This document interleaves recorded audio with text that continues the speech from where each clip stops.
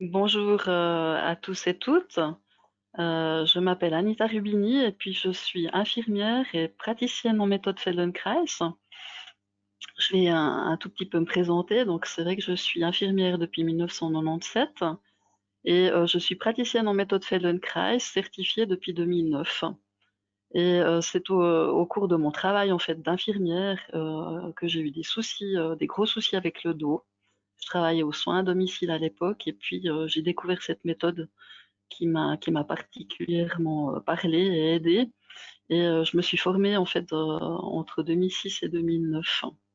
Voilà. Ce que je peux vous dire aussi, c'est que ben, je suis de nature créative et curieuse. Mon premier métier, c'était fleuriste. Et le côté créatif est pas mal ressorti aussi avec cette formation Feldenkrais. Je vous en parlerai aussi un petit peu plus après. J'ai toujours aimé aussi le toucher, le contact comme ça, avec cette notion de toucher. J'ai fait plusieurs formations en milieu massage, toucher thérapeutique, etc. Et puis un jour, ben justement, avec la façon de toucher Feldenkrais, je me suis rendu compte que c'était vraiment le toucher que je préférais le plus. Et je me concentre vraiment exclusivement maintenant sur ce toucher-là. J'ai aussi fait un diplôme de formatrice d'adultes et j'enseigne dans plusieurs lieux, principalement pour le personnel de santé et social.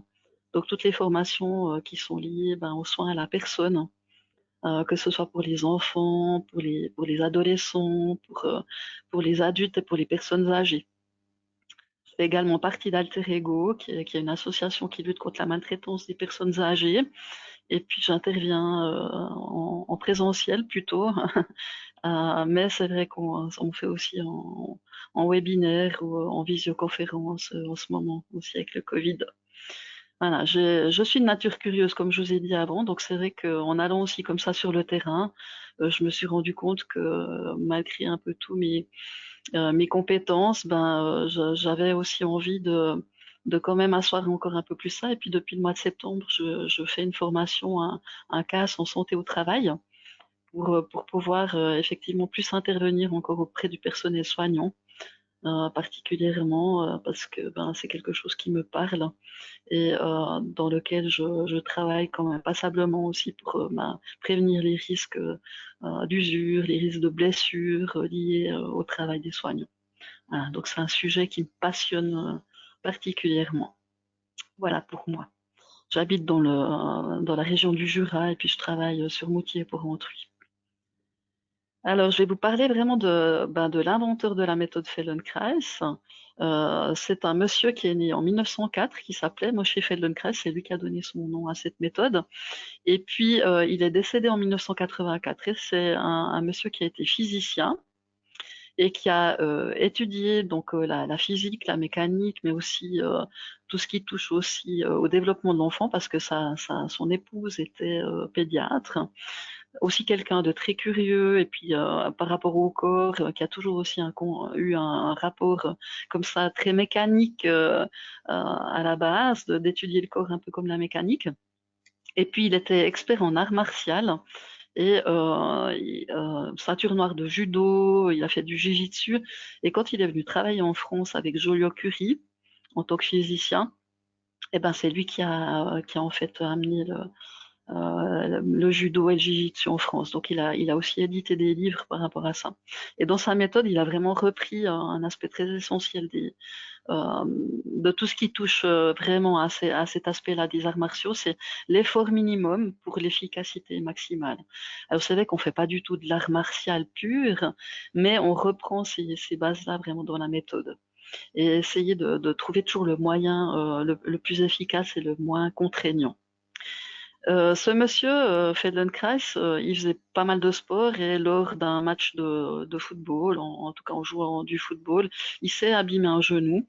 Et à l'époque, ben, on lui a dit que les pronostics étaient vraiment pas bons. Et c'est là qu'il a commencé à justement se poser des questions sur la mécanique du corps et étudier tout ça. Et ça a été dans les années 30 qu'il a commencé à développer cette méthode qui a eu son essor dans les années 40. Et puis il a vraiment toutes les leçons qu'il a développées, il les a vraiment expérimentées sur lui. Donc il a passé des heures et des heures à étudier son propre corps.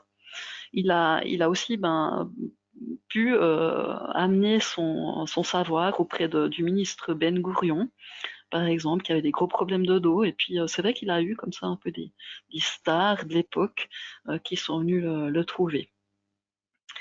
Euh, Au niveau de sa méthode, c'est vrai que je parlais avant de sa femme pédiatre, donc c'est vrai qu'il s'est rendu compte en fait qu'on avait fait tout un développement de l'enfant et puis que ce développement qu'on avait fait tout au long de notre vie, pour arriver justement à se tourner, à aller chercher un objet, à pouvoir s'asseoir, à pouvoir se mettre debout, ça nous a pris déjà pas mal d'énergie et de temps. Et puis que l'enfant, en fait, avait aussi une manière de faire qui était quelque chose d'un peu spontané aussi, mais qui allait aussi toujours dans cette recherche du facile et du bien-être. Et en étudiant ce développement de l'enfant, il a repris vraiment dans beaucoup de ses séances toutes ces étapes de développement. Donc on refait un peu ça, pas forcément en retournant au sol, mais c'est vrai que si on peut, on recommence effectivement depuis le sol. Après, les leçons sont vraiment adaptées à tout ce que peut faire chaque personne. Donc, c'est vrai qu'on peut reprendre une leçon qui serait plus ou moins prévue pour le sol et puis la refaire en fait assis, que ce soit assis sur une chaise ou assis même dans un fauteuil roulant. Donc, elles sont adaptables à toutes les étapes de la vie et à toute personne, quel que soit son âge et sa condition physique. Voilà. Personnellement, c'est vrai que moi, les leçons que j'ai faites m'aident aussi dans toutes mes activités de la vie quotidienne et on reprend ça vraiment aussi pour toutes les personnes. C'est-à-dire, comment est-ce que je m'y prends pour jardiner, par exemple, comment est-ce que je m'y prends pour faire mon ménage, pour conduire, enfin, pour faire un sport, pour jouer d'un instrument. Donc, toutes les leçons vont aller étudier ce que fait la personne dans ses mouvements de la vie quotidienne. Et on commence souvent par une observation vraiment du mouvement de la personne parce qu'on n'a souvent pas conscience de ce qu'on fait. Et dans la méthode Feldenkrais, il y a un ingrédient très essentiel qui s'appelle la neuroplasticité. Donc souvent on se demande mais qu'est-ce que c'est que ça? Et en fait, Feldenkrais, Moshe Feldenkrais, ça a été un des premiers neuroplasticiens, pardon, j'allais dire plasticien, donc c'est un peu, je me suis un petit peu embourbée, mais la neuroplasticité, c'est vraiment la capacité du cerveau à toujours créer de nouvelles connexions. Et c'est vrai qu'on peut se dire ah qu'est-ce que c'est, comment est-ce que ça marche? Ça marche en fait d'une manière assez simple, et je vous invite à essayer de croiser vos mains et d'observer comment est-ce que vous le faites. Et est-ce que vous observez aussi hein, quel pouce vous avez mis dessus, quel pouce vous avez mis dessous.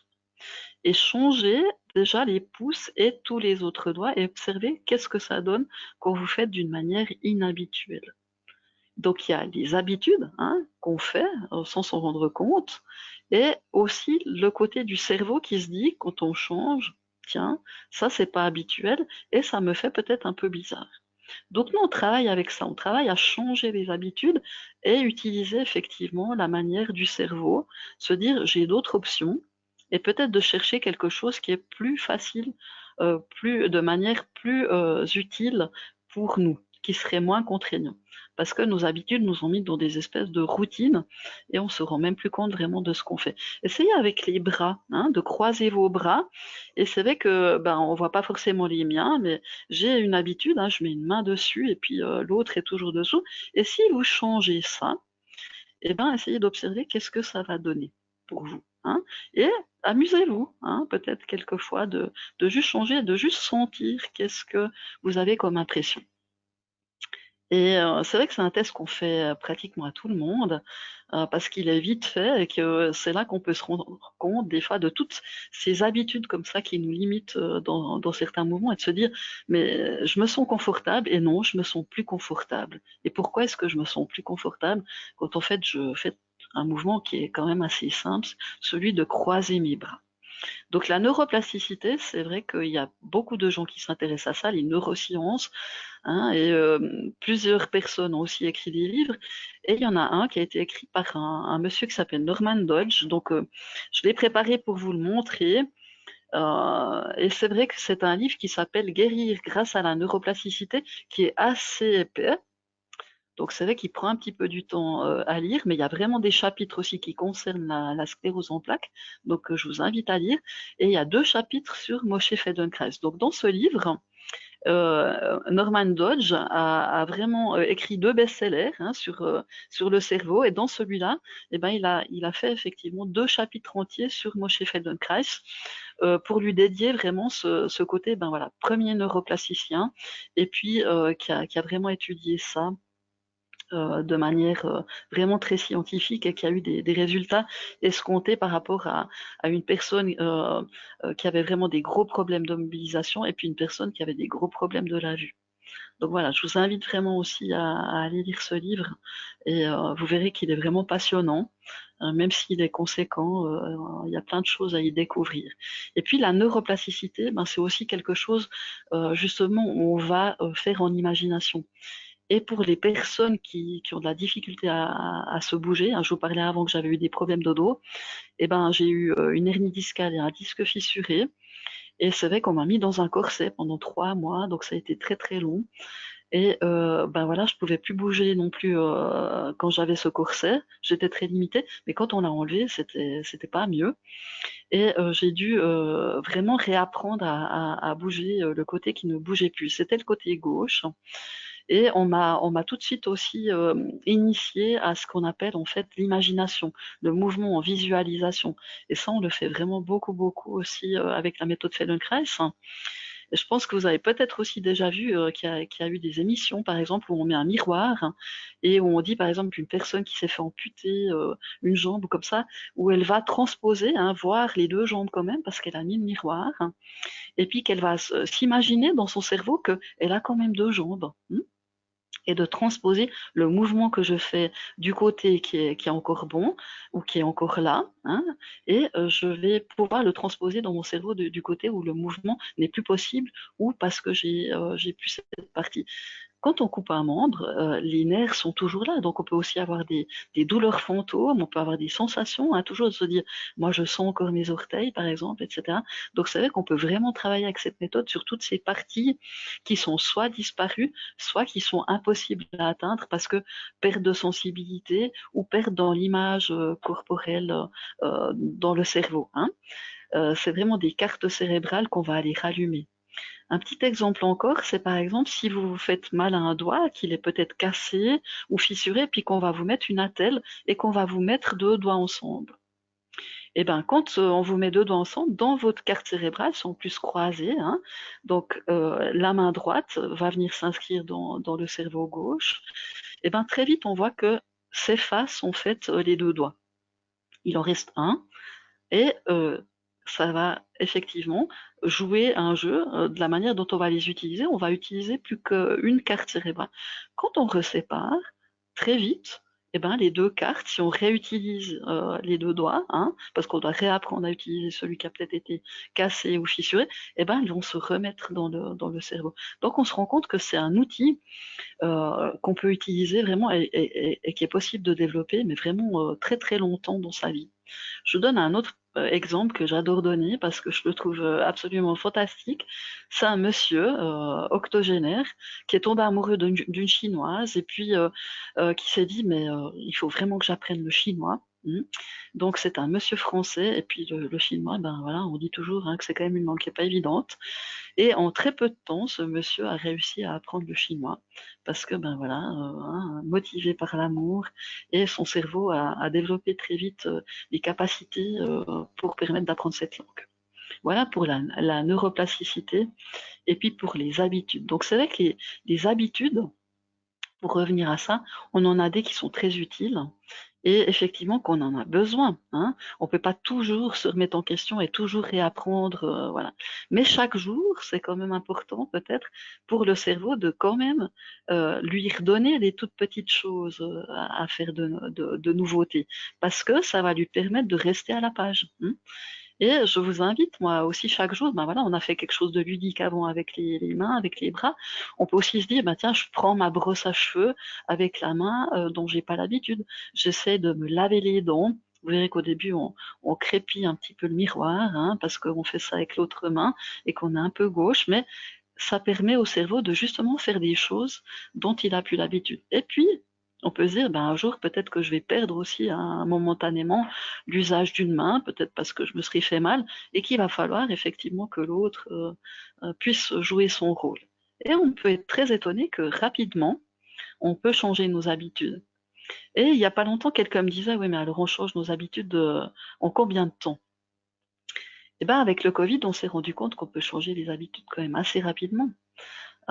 Typiquement, ben voilà, le port du masque, moi, des fois, j'oublie, hein, je sais pas vous, mais des fois, j'oublie que je l'ai, parce que tous les cours que je donne en présentiel aussi avec le personnel soignant, ben, on est masqué, que dans la rue, on est masqué, qu'à mon cabinet, je suis masqué, et de se dire, ah bah tiens, je veux boire un verre, hein, mais il faut que je pense à enlever mon masque, hein, parce que je l'ai encore. Donc, on voit que les habitudes, on peut les changer, en tout cas quand ils ont fait des études. Si on est obligé, on les change assez rapidement. Et c'est ce qu'on a eu comme situation, en tout cas avec la première vague Covid, où on a dû changer radicalement, rapidement des habitudes. La deuxième possibilité pour changer une habitude, c'est en fait quand le cerveau se rend compte que pour lui, eh ben, c'est beaucoup plus simple, que pour lui, c'est plus facile, que pour lui, ça demande moins d'efforts. Il va toujours aller vers le plus facile. Et c'est ce qu'un enfant apprend quand il est tout petit. Il va pas se compliquer la vie. Tant qu'il n'a pas trouvé comment faire pour se retourner facilement ou pour s'asseoir facilement, eh ben, il va réexpérimenter jusqu'à qu'il y arrive. Et pour se mettre debout, pareillement, hein, il retombe, il réessaye jusqu'à qu'il trouve le mouvement le plus facile et le plus adéquat. Et en Feldenkrais, on fait exactement la même chose. Donc nos leçons, elles sont en fait, on retourne vers la simplicité, même si au début ça peut nous surprendre, hein, où on se dit ouais, j'ai plus l'habitude de faire ça, ou j'ai perdu hein, ce mouvement-là. Eh ben, de réexpérimenter, de réessayer, j'aime bien aussi cette idée de se dire, on désapprend pour réapprendre, hein, apprendre à apprendre. C'est vraiment ce qu'on va faire avec la méthode Feldenkrais, c'est de ressortir de ses habitudes, hein. J'ai encore un petit test à vous faire faire que vous pouvez faire assis ou debout. C'est juste de tourner la tête un peu d'un côté et de l'autre, d'aller un peu vers la droite, d'aller un peu vers la gauche et d'observer hein, en y allant quel côté vous allez le plus facilement. Et prenez un point de repère hein, quand vous allez vers la droite. Essayez de prendre le point de repère seulement de ce côté-là. Et revenez au centre et laissez les yeux immobiles au centre et faites seulement quelquefois avec la tête. Vous allez à droite et puis vous revenez. Hein, juste quelquefois, mais les yeux, eux, ils restent sur l'écran fixé. Faites une petite pause et puis essayez maintenant de accompagner votre mouvement, hein, d'aller vers la droite avec les yeux, mais la tête reste au centre. Donc c'est les yeux qui vont juste aller un petit peu vers la droite et puis vous revenez. Hein. Donc vous allez juste vers la droite avec les yeux et vous revenez. Refaites une petite pause et puis essayez maintenant de nouveau de retourner vers la droite en accompagnant votre tête avec les yeux hein, et puis observez si déjà ça a changé un petit peu quelque chose. Alors c'est vraiment très court parce que c'est vrai que quand on fait des leçons Feldenkrais, on fait environ 50, 60 minutes, hein, même des fois on fait un tout petit peu plus long, ça dépend quelle leçon, parce qu'on fait pas mal de pauses hein, entre, et du coup la leçon elle va durer bien 1 heure. Là, on a fait juste quelques secondes parce que c'est plutôt une conférence et que c'est pas un atelier ou une leçon Feldenkrais en ligne. Mais peut-être que ça vous a déjà un peu questionné, ça a peut-être déjà un peu éveillé votre curiosité. Et nous, c'est un ingrédient en tout cas qu'on aime beaucoup mettre parce que quand on est curieux, on a envie d'aller expérimenter et de se dire mais tiens c'est bizarre quand même hein, si je fais un mouvement ben voilà rien qu'avec ma tête je me rends pas compte peut-être de ce que font mes yeux hein, de ce qui est possible avec mes yeux de ce qui est possible avec ma nuque. Donc nous on va vraiment aussi décortiquer un petit peu les parties du corps et de se dire, si on dissocie le mouvement avec les yeux, si on dissocie le mouvement avec la tête, qu'est-ce qui fonctionne bien, qu'est-ce qui a l'air de rouler pour, hein, dans ma manière habituelle de faire. Je ne vais pas me corriger, je vais juste en prendre conscience. Et puis, qu'est-ce que je peux améliorer, hein, si je remets les yeux avec, est-ce que tout d'un coup, je gagne un peu en facilité? Et on va toujours remettre comme ça des pièces de puzzle pour améliorer l'image de nous-mêmes, hein, l'image qu'on se fait de nous-mêmes. Parce que c'est aussi quelque chose vraiment qui souvent est complètement faussé, hein. Comment est-ce que je me perçois à l'intérieur? Et on commence beaucoup les leçons Feldenkrais. Vous verrez si vous faites un atelier en ligne prochainement avec moi. On commence par un scan, comme on appelle, ou un balayage corporel pour vraiment sentir. Ben, hein, par exemple, pendant que vous m'écoutez, vous pouvez sentir comment vous êtes assis. Hein, si vous avez l'impression d'être assis plus d'un côté que de l'autre, vous pouvez fermer un petit coup vos yeux parce qu'on sent aussi beaucoup plus quand on a les yeux fermés. Et puis sentir si un pied aussi est plus appuyé que l'autre, si vous avez l'impression que vous avez un pied qui est plus en avant que l'autre, hein, même si vous êtes sur une chaise roulante avec les cale-pieds, on a toujours une petite différence, hein, on n'est pas parallèle, on n'est jamais complètement euh, identique. Hein. Et puis sentir si vous avez aussi un genou qui est plus en avant que l'autre, une épaule peut-être qui vous paraît plus basse que l'autre. Alors au début, c'est vrai qu'on hein, on n'a pas forcément les sensations qui sont là, c'est pas grave, mais en tout cas, on met comme ça, on plante des petites graines dans le système nerveux et puis tôt ou tard, il va aller trouver les réponses. Donc si c'est pas maintenant tout de suite, ce sera ben, probablement dans les minutes qui suivent ou les heures qui suivent ou les jours qui suivent. Donc des fois, on fait une leçon, on ne sent pas forcément sur le moment, et puis on peut vaquer à nos occupations, hein, ben voilà, dans les heures qui suivent, et tout d'un coup se dire, ah, mon Dieu, hein, c'est incroyable, je ressens quelque chose que on m'avait proposé en séance et puis que j'avais pas forcément perçu. Voilà, j'espère que j'ai été claire jusqu'à présent, hein.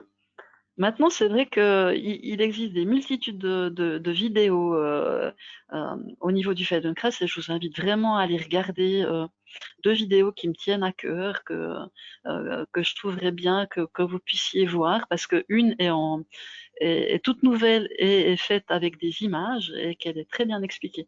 Et si vous allez sur YouTube, hein, qui est le site de référence des vidéos, vous pouvez faire Feldenkrais volume 1 et vous allez arriver sur le site YouTube de l'association suisse Feldenkrais qui vient d'éditer une toute nouvelle vidéo imagée en dessin. Elle dure à peu près 2 minutes, elle va prendre vraiment des points essentiels dont on va parler juste après. Et puis une autre vidéo, c'est il y a un groupe qui s'appelle le Feldenkrais des Savoies, donc S-A-V-O-I-E, et ce groupe-là a fait beaucoup de vidéos, vous verrez qu'elles sont toutes vraiment top.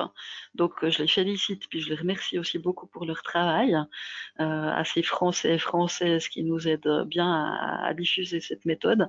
Et d'une de ces vidéos dure aussi à peu près 2 minutes et s'appelle Handicap. Alors c'est vrai que des fois, on n'aime pas trop parler de handicap, mais c'est plutôt tout ce qui est mobilité réduite, etc. Et vous verrez que dedans, il y a aussi le témoignage d'une personne atteinte de sclérose en plaques qui fait des séances individuelles, comme moi je pratique aussi avec les personnes à domicile. Voilà. Donc je vous invite vraiment à aller voir ces deux vidéos. Et si jamais vous avez des questions, vous pourrez toujours me contacter volontiers. Voilà, je suis à votre disposition. Dans la première vidéo avec les dessins, ben c'est vrai qu'ils reprennent des points vraiment essentiels de ces mouvements inhabituels, vous verrez, de sortir des habitudes et d'acquérir des nouveaux schémas de mouvement, comme on appelle. Donc ça veut dire vraiment remettre dans son cerveau des nouvelles connexions. Et c'est vrai qu'avec avec la sclérose en plaques, eh ben on perd progressivement aussi des capacités.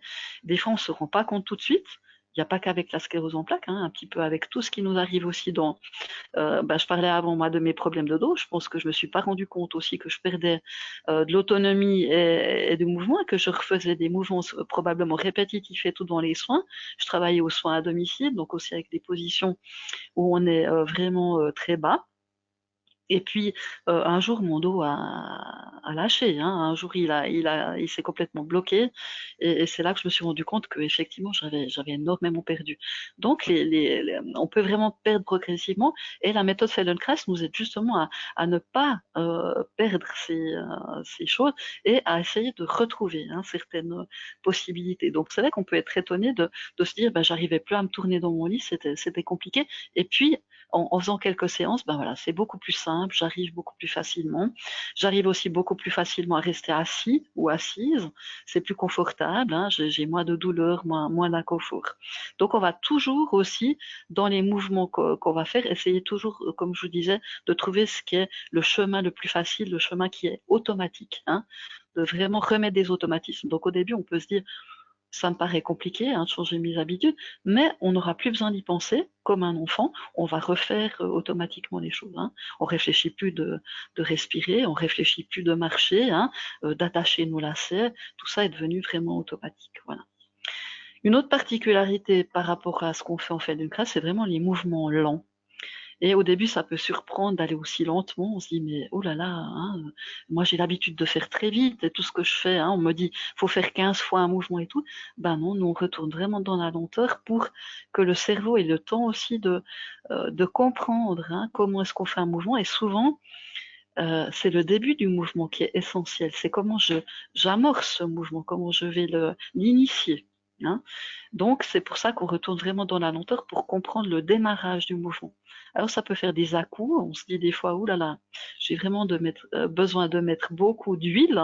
Donc oui, on essaye aussi de mettre de l'huile dans les rouages avec la méthode Feldenkrais.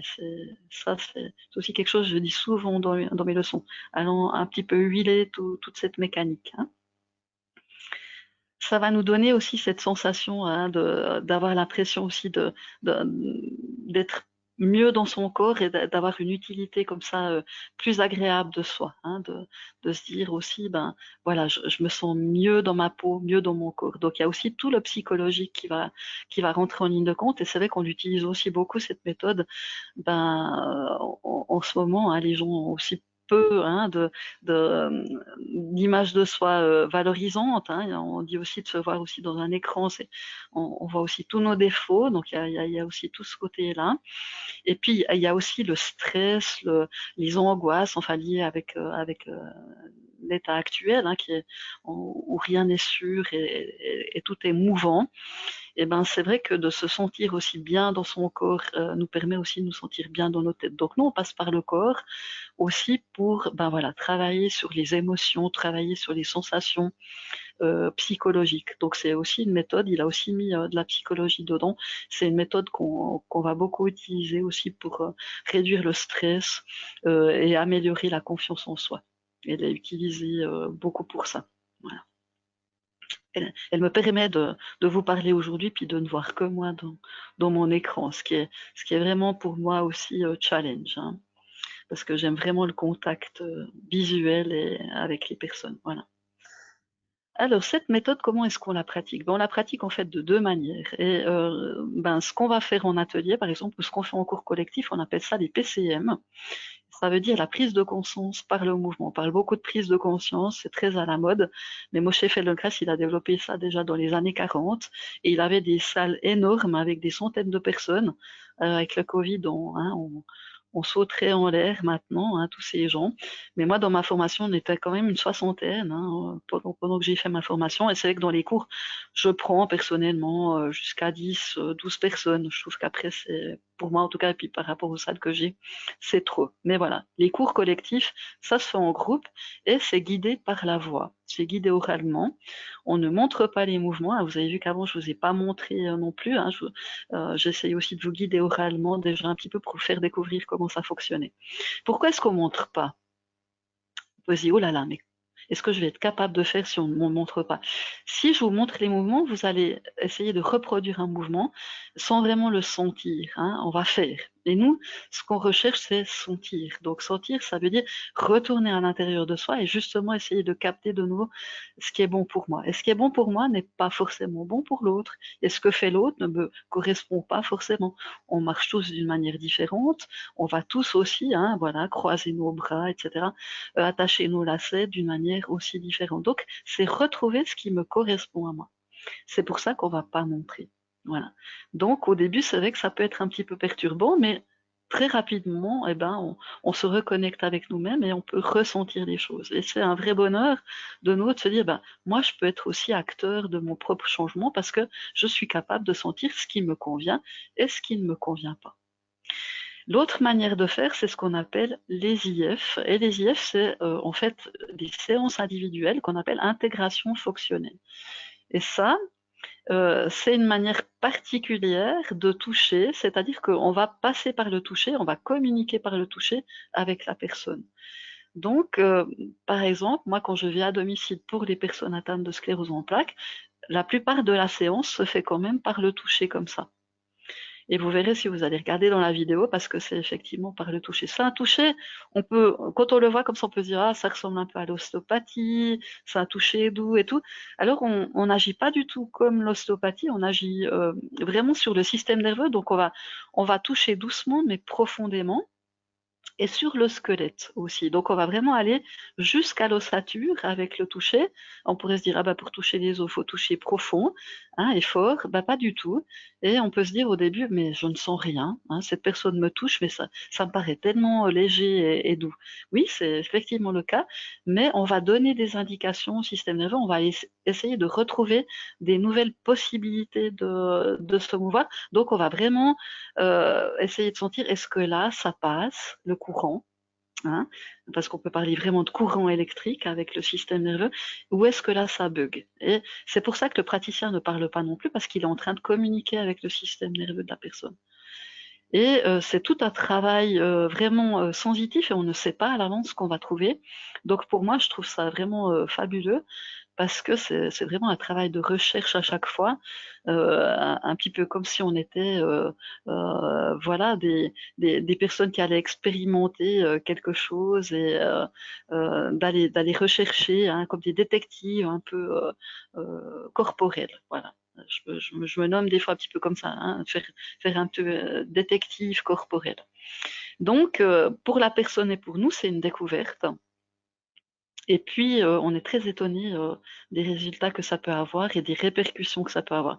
Donc, c'est vrai que les séances peuvent aussi un peu fatiguer, surtout au début, parce que le système nerveux a vraiment besoin de se recharger. Souvent, les systèmes nerveux sont très fatigués. Voilà.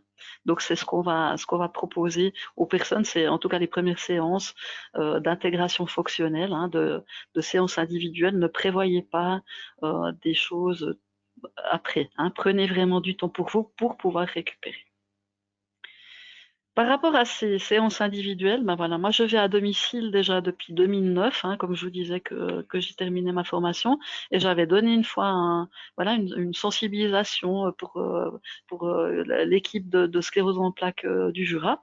Et puis, ben voilà, j'ai des personnes qui ont été intéressées pour que j'aille chez elles. Et deux personnes ont été d'accord pour que je vous lise leur témoignage. Donc c'est ce que j'avais envie de vous lire, hein. Donc j'aurai la tête un petit peu baissée, hein. Pour moi, Feldenkrais, c'est une heure de détente et de remise en condition de mon système nerveux. Ayant une mobilité très réduite, j'ai le privilège d'avoir les séances à domicile. J'apprends à écouter mon corps et avec des tout petits mouvements, je redonne vie à certains muscles oubliés. Parfois, des douleurs disparaissent sans même m'en apercevoir. Pour faire quelques pas, Anita me propose aussi de faire certains mouvements en imagination et ça marche. À quoi bon soulever des montagnes quand il est plus simple de passer par-dessus? C'est la citation qui convient parfaitement à Feldenkrais. Et ça, c'est le témoignage d'Arlette, qui habite à Halle. Et la citation, elle est de Boris Vian. Alors, je remercie beaucoup Arlette pour son témoignage. Voilà, on a mis une petite photo d'ailleurs, hein, parce que j'avais fait ça avec des pots de mandarines. Et c'est en fait un petit ange qui s'envole au-dessus d'une montagne. Hein, voilà, pour expliquer. On les trouve d'ailleurs, tous les témoignages sur mon site internet, parce que j'ai fêté mes 10 ans et puis plusieurs personnes se sont aussi nommées et ont été d'accord de témoigner. Le deuxième, je vais vous le lire, c'est celui de Marilyn, qui habite à Courgenay. J'ai découvert la méthode Feldenkrais à une séance d'information. Ce fut une belle surprise, même avec une mobilité réduite, je découvre mon corps sous un autre angle, et cela me procure une détente et un bien-être incomparables. J'exécute de petits mouvements, je fais des pauses, je respire, je me détends et c'est comme si tout mon système nerveux reconnaît ce langage et se reconnecte petit à petit. Je suis enfin en accord et j'habite mon corps avec mon bien-être et bienveillance. Personnellement, j'apprécie beaucoup Anita qui est toujours hyper positive et encourageante. C'est une magicienne aux mains curatives. Grâce à ses précieux conseils, elle détend mes raideurs et me guide sur le chemin d'une mobilité sans effort. Je remarque très vite qu'elle a raison et cela fonctionne simplement tout en douceur. Je m'ouvre à la vie et d'une manière plus consciente et plus douce grâce à cette méthode. Comme la méditation apaise le mental, le Feldenkrais apaise le corps. C'est comme une drogue douce qu'elle a mis entre guillemets, je précise. Je ne pourrais plus m'en passer. Là, elle a mis un point d'exclamation. Cela me reconnecte en conscience avec moi-même. Alors moi-même, elle a écrit comme moi, je m'aime. Voilà pour Marilyn que je remercie aussi beaucoup. Voilà pour ces deux témoignages. Et puis, comme je vous l'ai dit, il y a cette vidéo de Feldenkrais des Savoies où vous pouvez voir aussi une personne qui va témoigner de la sclérose en plaques et comment est-ce qu'elle se fait toucher. Alors, où est-ce que vous pouvez trouver quelqu'un? Eh ben, c'est vrai qu'il existe des organismes dans le monde entier, et en Suisse, on a www.feldenkrais.ch, qui est l'organisme pour toute la Suisse, où vous trouvez des praticiens certifiés. Et je vous invite vraiment à aller cliquer sur, sur le site et puis d'aller chercher un praticien certifié. Alors, pourquoi est-ce que je parle de praticien certifié?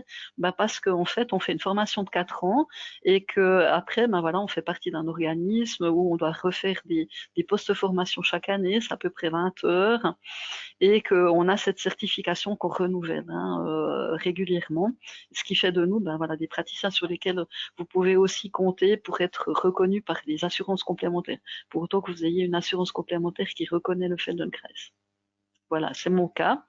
Vu que je suis infirmière, j'ai aussi cette casquette-là de pouvoir être reconnue par les assurances complémentaires. Et puis, si vous n'êtes pas de Suisse, dans d'autres pays, par exemple en France, il y a aussi une association où vous pouvez aller chercher des praticiens. Moi, je fais partie des deux associations. Étant francophone, c'est vrai que c'est aussi très riche d'avoir avec tous ces praticiens français qui développent vraiment aussi super bien la méthode.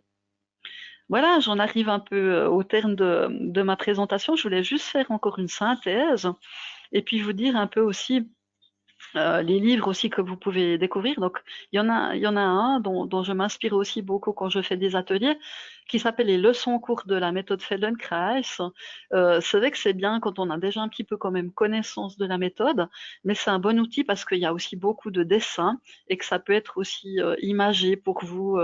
Voilà, c'est des leçons qui sont particulièrement assises. Donc, il est bien pour pouvoir faire assis. Alors la synthèse de tout ça, c'est aussi de vous dire que c'est vraiment envisageable à tout moment d'élargir le champ des possibles et qu'on peut aller explorer l'inhabituel, voilà. Et que personnellement, c'est vraiment un ingrédient, comme je vous l'ai dit avant, que je vais saupoudrer dans toutes mes activités de la vie quotidienne. Vraiment, dans tout ce que je fais, je mets du Feldenkrais. Il n'y a pas besoin de se dire je fais soit Feldenkrais, soit je fais de la gym. Je fais soit du yoga, soit du Feldenkrais, ou je fais du pilates, ou je fais du sport. On l'utilise vraiment dans toutes les activités sportives. Les sportifs l'utilisent pour améliorer leur performance, pour diminuer les risques de blessures et d'usure. Les artistes l'utilisent pour améliorer aussi leur jeu en scène, leur présence, pour la manière de parler. Les chanteurs pour améliorer leur voix. C'est vrai que c'est utilisé vraiment dans plein de domaines. artistique et tout. Donc c'est vrai que moi j'ai aussi des personnes qui viennent, voilà, où on va travailler avec l'instrument de musique parce qu'ils jouent d'un instrument et puis que typiquement, bah, quand je joue du violon, je vais avoir une position toujours un peu pareille et que je vais me mettre aussi des tensions, hein, toujours ces mouvements, comme on disait, répétitifs dont on se rappelle pas forcément, hein, pourquoi est-ce qu'ils sont là, mais qu'on fait comme ça sans réfléchir.